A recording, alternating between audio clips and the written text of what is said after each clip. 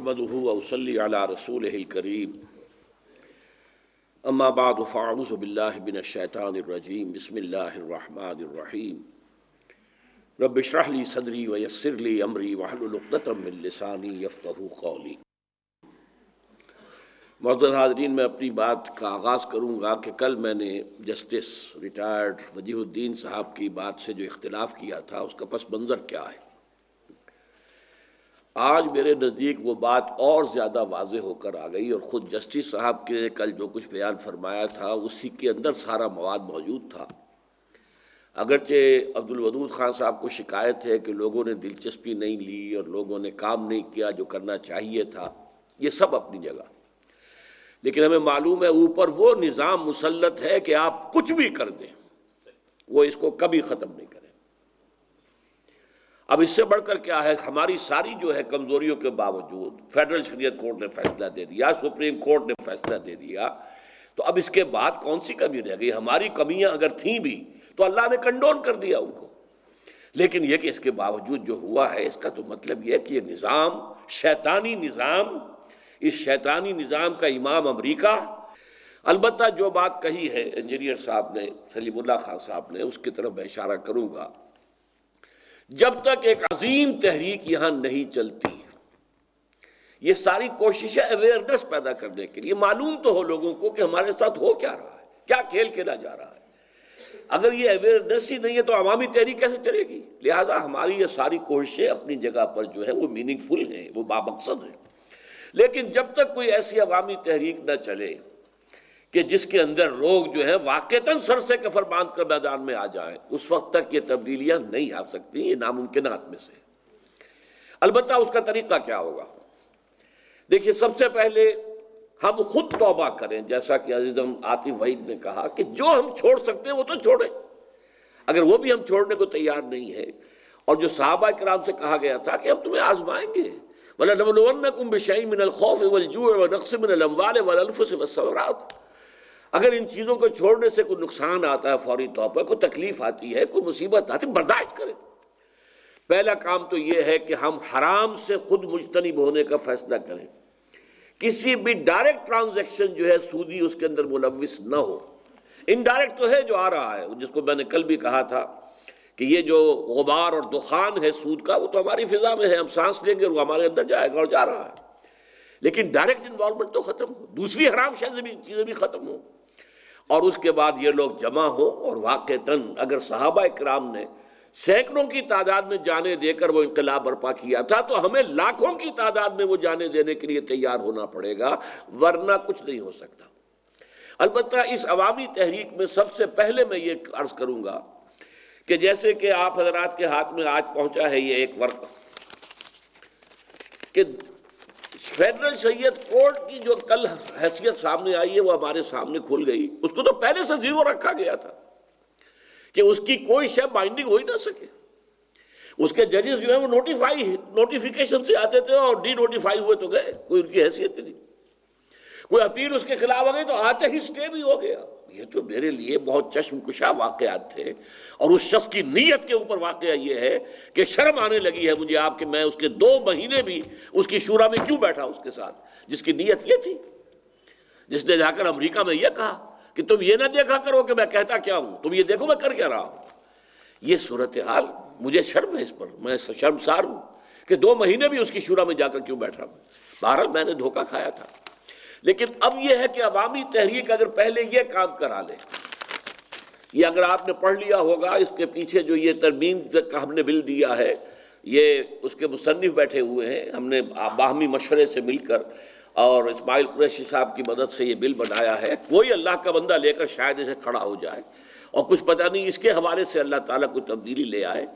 Federal شریعت court کی جو ہے پوزیشن مستحکم ہونی چاہیے، اس کے لیے ساری جو ہے وہاں پر جو ہے جو پروویژنز چینج کرنی ہوں گی، جو کانسٹیٹیوشن کے اندر الفاظ بدلنے ہوں گے وہ آنے چاہیے۔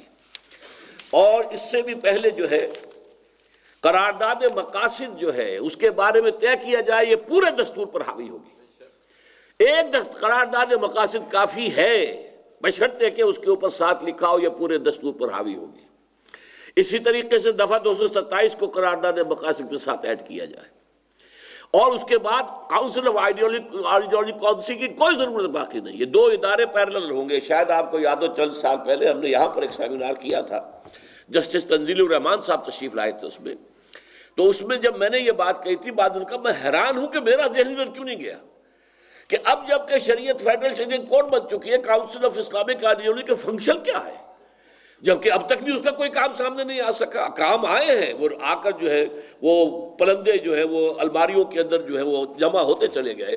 لیکن یہ کہ اگر فیڈرل شریعت کورٹ کو ایمانداری کے ساتھ اس کے اوپر جو تحدیدات ہیں، دستور تم سے ماورا ہے اور جوڈیشل پروسیجرل لاز بھی تمہارے دائرے سے خارج ہے، حتیٰ کہ فیڈرل مسلم پرسنل لا تمہارے دائرے سے خارج ہے، جس کو انگریز نے ٹچ نہیں کیا تھا، جسے ہندوستان کے مقہور مسلمان نے آج تک ٹچ نہیں کرنے دیا حکومت ہند کو، وہ بھی گیا. اور وہ 10 سال کے لیے جو فسکل معاملات تھے وہ تھے.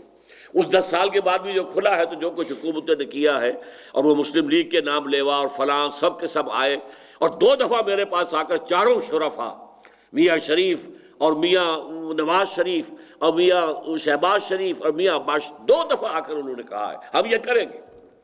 بلکہ مجھ سے جب کہا شہباز شریف نے کہ ڈاکٹر صاحب اس کے لیے مہلت ہمیں کتنی مل جائے گی، میں نے کہا ہمیں 3 سال، میں نے کہا نہیں 1 سال کے اندر ہو سکتا ہے. میاں شریف نے کہا نہیں 6 مہینے کے اندر کرو. تو واقعہ یہ ہے کہ اس کے بعد امید بندی تھی، ہم نے تحریک بھی چلائی اور پھر عوام کی طرف سے بھی مطالبے وہاں پر بھیجے گئے. لیکن یہ ہے کہ وہ نظام اوپر کا جو ہے، نہ میاں شریف ہل سکتا ہے اور نہ میاں نواز شریف ہل سکتا ہے، نہ مشرف ہل سکتا ہے. وہ تو جس پھندے میں پھنس چکا ہے اور جس ڈائلیما کے اندر وہ خود اس وقت مبتلا ہے، اس کا آپ کو اندازہ نہیں ہے، اس کی جان جس عذاب کے اندر آئی ہوئی ہے. یہ معاملہ جو ہے بہت، یعنی اس کے معاملات سیاسی باتیں ہو جائے گی، میں نہیں جانا چاہتا. البتہ آج کے بارے میں چند باتیں میں اور آپ سے عرض کر دوں. دیکھیے میرا جو تعلق ہے علامہ اقبال سے وہ سب حضرات کو معلوم ہے. 2 چیزوں کے بارے میں پورے اعتماد سے کہہ رہا ہوں کہ جس درجے انکشاف اس شخص پر ہوا تھا کسی پر نہیں ہوا، بڑے سے بڑے عالم پر نہیں ہوا میرے علم کی حد تک. عظمت قرآن کا انکشاف. فاش گوئے ماتے در دل مزمرست، یہ کتابیں نیست چیزیں دیگر است. کہ کتابیں نہیں ہے تو کچھ اور چیز ہے. مثل حق پنہاؤ ہم پیداستو، زندہ و پائندہ و گویاستو، چون بجاں در رفت جہاں دیگر شود، جہاں تو دیگر شد جہاں دیگر شود. کسی عالم کے بھی، میرے مفسرین کو بھی میں نے پڑھ لیا ہے، قرآن کی عظمت کا یہ انکشاف مجھے کہیں نہیں ملا. اس طرح سود کی شناعت کا انکشاف، وہ بھی جس درجے اقبال پر تھا، یہ بھی میں نے کسی اور کے ہاں نہیں پایا. وہ کل جو ایک شعر پڑھا گیا تھا، اس کا پہلا شعر جو ہے وہ میں سمجھتا ہوں کہ چونکہ وہ ذرا تیزی میں پڑھا گیا، آپ شاید سمجھے بھی نہ ہو فارسی میں.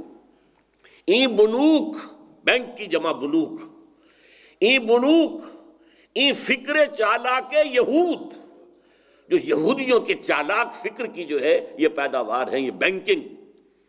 میں بہت خوش ہوں عبدالودود خان صاحب نے قرض کی بات کی ہے. ہمارے ہاں اکثر جو ہے اگر تقابل بھی کیا ہمارے مقررین نے بھی، تو قرض یہ سود اور صدقہ، یہ سورہ روم کے حوالے سے بھی اور سورہ بقرہ کے حوالے سے بھی یہ ٹھیک ہے، یہ 2 چیزیں ایک دوسرے کا کانورس ہیں، ضد ہیں. لیکن اصل شے ایک اور ہے بیچ میں، اور وہ قرض حسن ہے. میں تو حیران ہوا، میری سننے میں پہلے نہیں آئی تھی، لیکن اگر یہ واقعتاً صحیح ہے سند کے اعتبار سے تو بہت بڑی بات ہے. قرض حسن، اور اقبال کہہ رہا ہے کس نہ داند لذت قرض حسن. قرض حسن دینے کے اندر ہے وہ کسی کو معلوم ہی نہیں ہے. حالانکہ سود پر دیتے بطن سے، وہ ام الخبائث، اس کے بطن سے کیا چیز جو ہے اس کی ولادت ہوگی سوائے فتنوں کے. از ربا جاں تیرا، وہی بات، انسان کے سینے کے اندر سے نور حق نکال دیا گیا. از ربا جاں تیرا، انسان کا باطن تاریک ہو جاتا ہے. دل چوں خشت و سنگ، اور دل جو ہے یہ اینٹ اور پتھر کے مانند ہو جاتا ہے. اور آدمی جو ہے، آدمی درندہ بے دندان و چنگ، بغیر اس کے کہ بھیڑیوں والے پنجے ہوں اور بھیڑیوں والے دانت ہوں، انسان درندہ بن جاتا. تو واقعہ یہ ہے کہ اقبال کے، اور پھر سب سے بڑی بات جو ہمارے سارے علماء ختم کیے بیٹھے ہیں، سارے کے سارے، زمین کے سود کا ذکر کرنے والا صرف اقبال ہے. یہ زمین کا سود ہے. خدا عام ملت را سروری داد کہ تقدیرش بدست خیش بنوشت. وہاں قوم سروکار ندارت کہ دہقانش برائے دیگراں کشت. اس قوم کے ساتھ تو اللہ کا کوئی سروکار ہی نہیں ہے کہ جس کا دہقان کسی اور کے لیے ہل چلا رہا ہے. اس کی جو بھی کمائی ہوگی، جو بھی اس کا وہ فصل آئے گی، اس میں سے لائنس شیئر لے جائے گا جاگیردار. خدا عام ملت را سروری داد کہ تقدیرش بدست خیش بن وشت، یہ جو حدیث میں آیا ہے کہ بہترین کمائی وہ ہے جو اپنی ہاتھ کی محنت سے کی جائے، کہ تقدیرش بدست خیش بن وشت بہاں قوم سروکار ندارت کہ دہقانش برائے دیگراں کشت. یہ دور ملوکیت میں جو دو سود ہمارے ہاں آ گئے تھے، ایک سود زمین کا اور ایک نقد کا. نقد پہ لیتے ہو 100 روپے کی ہے، ایک مہینے کے بعد دو گے 120 روپے کی ہے، اور یہ جائز ہے. اسی پر بیس کر کے وہ سارا جو ہے، آپ 10 لاکھ کی کار جو ہے وہ بینک سے لے لیجئے، وہ 13-14 لاکھ قیمت بنا کے آپ کو قسطیں بنا دے گا. آپ نے ناک سیدھی نہیں پکڑی، یوں پکڑ لی. یہ دو سود آئے ہیں. ہاں کوئی چیز جو ہے مارکیٹ کے اندر ہے نہیں عام، کسی نے کوئی پرانی کار اپنی فروخت کرنی ہے، اب وہ کوئی شخص لے رہا ہے اور پیسے کہتا ہے میں 2 مہینے بعد دوں گا، اس پہ جو قیمت بھی آپ سیٹل کر لیں ٹھیک ہے. لیکن جو شے بازار میں 10,000 روپے کی مل رہی ہے وہ آپ دے رہے ہیں 13,000 روپے کی، تو یہ 3,000 روپے کا ہے کیا ہے؟ کوئی کامن سینس کی بات. یہ حرام ہے، سود ہے. اور اس کے لیے میں حدیث آپ کے لیے لایا ہوں کہ حضرت عمر کا جو، اس لیے کہ حضرت عمر کا قول بھی حدیث کے درجے میں ہے، یہ آپ کے علم میں ہونا چاہیے کہ حدیث 2 چیزوں کا مجموعہ، اخبار اور آثار. اخبار میں حضور کا کوئی فرمان ہو، حضور کا کوئی عمل ہو، حضور نے کوئی عمل ہوتے دیکھا اور روکا نہیں، اسے تقریر کہتے ہیں. قول فعل اور تقریر رسول یہ خبر ہے، قول فعل اور تقریر صحابی یہ اثر ہے، اور یہ بھی حدیث میں ہے. عن سعید ابن المسیب عن عمر ابن الخطاب رضی اللہ تعالی عنہ، حضرت سعید ابن المسیب فرماتے ہیں حضرت عمر ابن الخطاب رضی اللہ تعالی عنہ سے، ان آخر ما نزلت آیت الربا، سب سے آخری آیت جو نازل ہوئی ہے وہ آیت الربا ہے. وَإِنَّ رسول اللہ صلی اللہ علیہ وسلم قبض وَلَمْ يُفَسِّرْهَا لَنَا، اور اس کے بعد جلد ہی حضور کا انتقال ہو گیا اور وہ اس کی پوری تفسیر ہمارے سامنے پوری تفصیل تشریح بیان نہیں کر سکے. اب اس کا نتیجہ کیا ہے؟ بجائے اس کے کہ ہیلے تلاش کر کے اور سود کے اندر گھسو، فَدَعُوا الرِّبَا وَالرِّيبَا، چھوڑ دو سود کو بھی، اور جس میں سود کی تھوڑی سی بھی کہیں آپ کو یہ شبہ ہو جائے کہ اس میں سود شامل ہے، چھوڑ دو. یہ اصل میں یہی حدیث ذہن میں رکھیے جس کی وجہ سے مضارعت کے اندر ہمارے یہاں اختلاف رہے. بعض صحابہ مضارعت کرتے رہے، اس لیے کہ یہ آخری دور میں آ کر سود کا معاملہ، کیونکہ اس کو بھی ایک حدیث میں ربا کہا گیا، اربیتما قد اربیتما، تم نے ربا کا معاملہ کیا ہے. رد الارض الی اہلہا، ایک صحابی نے حضور نے دیکھا، مہاجر تھے اور وہ کسی کھیت کے اندر کام کر رہے ہیں، مدینے میں پوچھا بھائی تم کیسے؟ کہ جی زمین فلاں کی ہے، میں اس پہ کام کر رہا ہوں، ہم نے تقسیم کر لینی ہے پیداوار. قد اربیتما، تم نے سودی معاملہ کیا. رد الارض الی اہلہا، زمین واپس کر دو جو اس کے مالک ہیں ان کو، اور جو تم نے اس میں خرچ کیا وہ ان سے لے لو. تو یہ کہاں کہاں سود جاتا ہے، اس کو اچھی طرح سوچنا اور اس شیطانی نظام کا سب سے بڑا ہٹ کرنا، اسے ختم کرنا، اس کو رکھیے. لیکن یہ کہ اگر اس عوامی تحریک سے یہ کام ہو جائے، یہ دستور کی ترمیم، تو گویا کہ ایک بہت ہی جس کو آپ کہیں کہ پرامن انقلاب آ جائے گا. پھر قوانین اسلامی کے لیے وہ چل جائے گا، سلسلہ چل جائے گا. لیکن اگر یہ نہیں تو پھر تیار رہنا ہوگا کہ ہمیں جانے دینی ہے اور اللہ کے دین کو نافذ کرنا ہے. اور جب تک وہ ٹوٹل ریولوشن نہیں آئے گا، یہ سود کے نظام کے اندر کون تبدیلی لانے دے گا آپ کو؟ آپ محنتیں کریں، کتنی کی ہیں، اسماعیل قریشی صاحب نے کی ہیں. اور میں واقعہ یہ ہے کہ جس طرح میں نے آپ سے عرض کیا نا کہ علامہ اقبال کا معاملہ ایسے ہی میں نے محسوس کیا تھا شناعت ربا کے بارے میں، کہ ربا میں کتنی خباثت ہے. کسی عالم دین، کسی مفکر دین نے اس درجے میں نے نہیں دیکھا کہ اس کے اندر اس شناعت اور اس کی خباثت کا اتنا ادراک ہے جتنا شیخ محمود احمد میں. اور میں نے اس وقت ہی کہا تھا اپنے ذہن میں کہ وہ بھی کشمیری پنڈت تھا اور یہ بھی کشمیری پنڈت ہے. ان دونوں نے، علامہ اقبال اور ادھر شیخ محمود احمد، بہت قریب ہی ہمارے یہ ڈیپ غالباً سی بلاک کے اندر وہ رہتے تھے، ان سے ملاقاتیں ہوئی.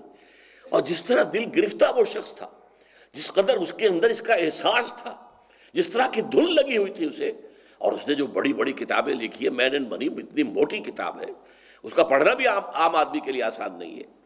اور اس کے بعد میں نے دیکھا ہے کہ ہمارے ایک ساتھی ڈاکٹر طاہر ابرار، جن کی کل تقریر ہوئی، ان کے اندر بھی میں نے محسوس کیا ہے کہ وہ دھن اسی طریقے سے، اور میں زیادہ متعارف نہیں تھا، پروفیسر عبید اللہ خان سے میرا تعارف اگرچہ پشاور میں ہوا تھا، لیکن یہ کہ اتنی تفصیلی میں نہیں تعارف رکھتا تھا ان سے، لیکن آج محسوس ہوا ہے کہ وہ تو واقعتاً شیخ محمود احمد کے شارح قرار دیے جا سکتے ہیں کہ وہ اس کی شرح کریں، اور یہ جو ایک واحد ہے آلٹرنیٹیو، اور کوئی آلٹرنیٹیو نہیں ہے۔ اگر بینکنگ کے نام سے کوئی چیز شروع کرنی ہے، اگر بینک کے بغیر گزارا کرنا چلو، لیکن بینکنگ کے بھی اگر کوئی ضرورت ہے تو پھر یہ کہ اس کے لیے اس کے سوا کوئی اور بنیاد نہیں ہے۔ اسی طرح میں نے جناب عبدالودود خان صاحب کو دیکھا ہے، ان میں اس بڑھاپے کے باوجود، اور میں شرمسار ہوں کہ مجھے کچھ گستاخی بھی کرنی پڑی ہے، دیر بہت ہو گئی تھی، ان کے ادب، ان کی عمر کا بھی لحاظ تھا، اور ان کے اندر جو دھن لگی ہوئی ہے، جس طرح صبح شام دن رات آنا جانا ایاب و ذہاب، سارا کا سارا ان کا اسی کام کے لیے وقف ہے۔ اب یہ کہ اس کا ایک نتیجہ تو وہ ہوگا جو اللہ تعالیٰ کے ہاں نکلے گا، جو اللہ تعالیٰ انہیں اجر و ثواب سے نوازے گا۔ دنیا میں کوئی نہیں نکل رہا تو کوئی پرواہ کی بات نہیں ہے۔ یہ جو بھی 2 دن کا سیمینار ہمارا ہوا ہے، اللہ تعالیٰ اسے ہماری طرف سے قبول فرمائے اور اس کو لوگوں کے لیے مفید بنائے، اس سے اویئرنس، آپ لوگوں کے اندر جذبہ پیدا ہو جائے۔ آپ شیخ محمود احمد کی کتابیں پڑھیں۔ یہ اصل میں کل پیش کی تھی تجویز اسماعیل قریشی صاحب نے کہ کوئی یہاں پر قرارداد بھی پاس ہونی چاہیے، تو میں نے کہا تھا جو بولے کنڈا کھولے، آپ اسے مرتب کر کے لائیے۔ وہ لے آئے ہیں، ابھی وہ پڑھ کر سناتے ہیں، پھر آپ اس کی منظوری دیجئے تاکہ اخبارات وغیرہ میں ہم دے دیں گے۔ مرکزی انجمن خدام القرآن نے پاکستان کے سنگین معروضی حالات کے پیش نظر اسلام اور بینکنگ کے اہم موضوع پر جناب ڈاکٹر اسرار احمد صاحب صدر انجمن اور بانی تنظیم اسلامی کی زیر صدارت 16-17 فروری 2 روزہ سیمینار کا اہتمام کیا تھا، جس میں ملک کے ممتاز قانون دان اور سابق جج سپریم کورٹ جناب جسٹس وجیہ الدین، ماہرین معاشیات اور ماہرین قانون نے شرکت کی۔ اپنے مقالات اور خطبات سے گلوبلائزیشن کی بین الاقوامی بینکنگ کی تباہ کاریوں کا جائزہ لیا۔ آخر میں صدر مجلس جناب ڈاکٹر اسرار احمد صاحب نے سودی نظام کو تبدیل کرنے کے لیے انقلابی اقدام کی تجویز پیش کی۔ سیمینار کے اختتام پر حسب ذیل قرارداد متفقہ طور پر منظور کی گئی۔ قرارداد انجمن خدام القرآن کا یہ مرکزی اجلاس ملک عزیز پاکستان میں سودی نظام کی لائی ہوئی تباہ کاریوں پر اپنی گہری تشویش اور اضطراب کا اظہار کرتا ہے۔ اس غیر اسلامی نظام کی وجہ سے غربت پاکستان میں اپنی انتہائی حدوں تک پہنچ گئی ہے، صنعتی رفتار رک گئی ہے۔ خوشحال پاکستان کا پول اسٹیٹ بینک آف پاکستان نے اپنی سالانہ رپورٹ میں کھول دیا ہے۔ بے روزگاری کی وجہ سے خود کشی میں روز بروز اضافہ ہوتا جا رہا ہے۔ حکومت عوام کو روزگار فراہم کرنے میں ناکام ہو چکی ہے۔ ایک طرف عوام افلاس اور تنگ دستی کی چکی میں پس رہے ہیں، دوسری جانب وزیروں، مشیروں، سرکاری افسروں کے اخراجات میں بے بنا اضافہ ہو رہا ہے۔ ان کی ایما پر اس افلاس زدہ ملک میں لہو و لعب، بسنت، جشن بہاراں، راگ و رنگ کی محفلوں اور میلوں پر بے دریغ دولت لٹائی جا رہی ہے۔ یہ ملک جو اسلام کے نام پر معرض وجود میں آیا تھا، اسلامی نظام کے خلاف سرگرم عمل ہے۔ قوم کا برسر اقتدار سرمایہ دار اور جاگیردار طبقہ خدا اور اس کے رسول کے احکام کے اور اپنے عوام کے خلاف برسر پیکار ہے۔